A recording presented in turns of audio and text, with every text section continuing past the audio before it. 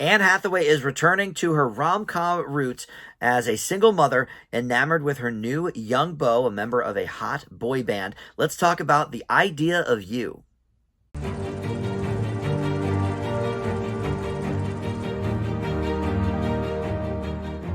Hey guys, Dan here. This is Dan Reviews It. Welcome to my movie review for the new Amazon Prime film, The Idea of You. This is streaming right now and stars Anne Hathaway returning to her rom-com roots. Of course, she got her start really in those Princess Diaries movies, and then as we moved into the later 2000s and early 2010s, she was doing movies like Bride Wars. She became kind of a rom-com, go-to.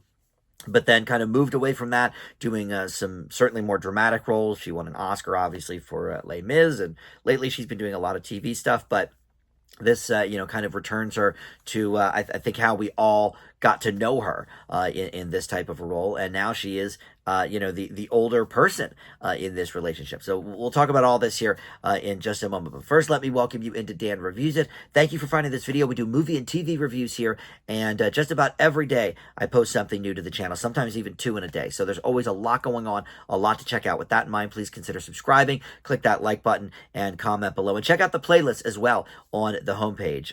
That will, if you want to just look at the movie reviews or just look at the TV reviews or some of my specialty stuff as well, that's all there for you in convenient playlists.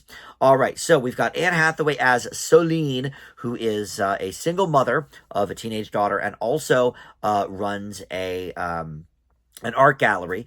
And she runs into this boy band pop star. She's with her daughter at Coachella, her daughter played by Ella Rubin.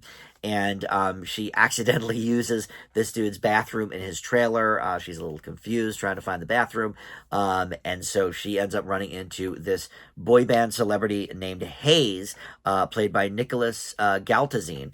And I had to actually look up what his story was in the real world, because so far I've only really seen him portray gay characters. He was in Red, White, and Royal Blue last year, also for Amazon Prime.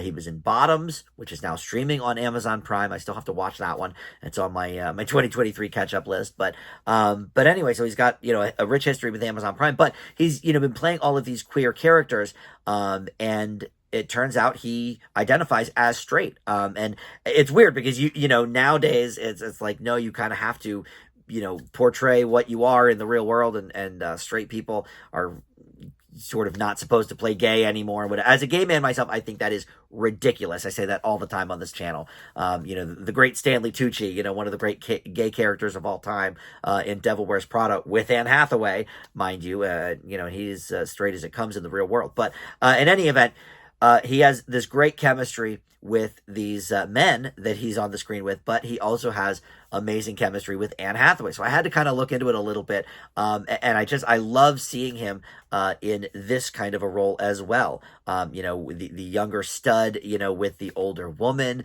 and their chemistry is just off the charts. Some steamy stuff here in this movie, and some funny stuff too. I forgot how great it was to see Anne Hathaway in a role like this. I think I am one of the people that kind of was on Anne Hathaway overkill for a little while after Les Mis, and the Oscar hosting. It seemed like she was everywhere. We were getting overkilled.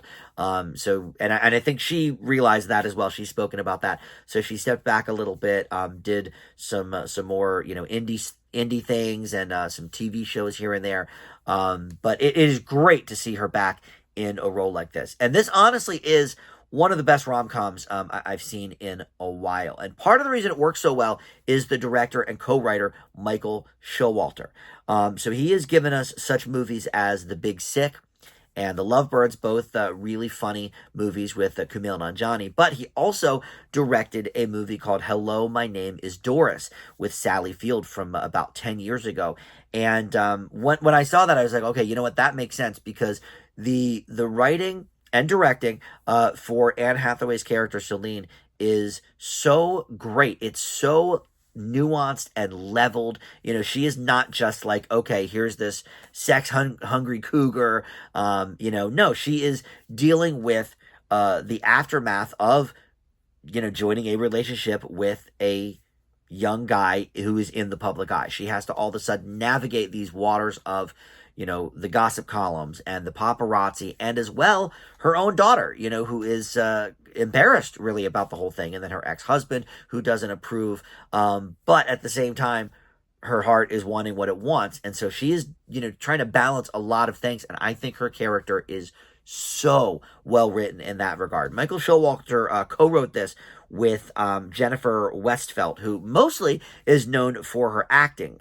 She's shown up in a lot of different things, but she did direct a movie, and I think she co-wrote it as well, called Friends with Kids, with Adam Scott from Parks and Rec, and a few other people. I forget who else was in that movie, but there's another one that really wrote well, I think, for middle-aged women. And obviously, I brought up Sally Field. Hello, my name is Doris. Obviously, Sally Field is much older than Anne Hathaway. But in that film, she is trying to forge a relationship with her very young coworker, played by Max Greenfield from The New Girl.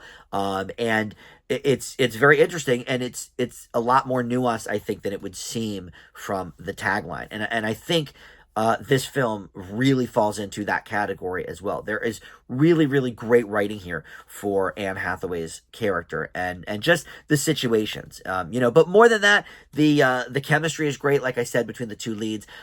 Maybe this movie isn't as, fall down funny as some romance comedies are, but honestly, the rom-com thing, for me, like, it's not necessarily about, like, the pratfalls and all that kind of stuff. It's more about, the subtleties and the real world application to who these characters are.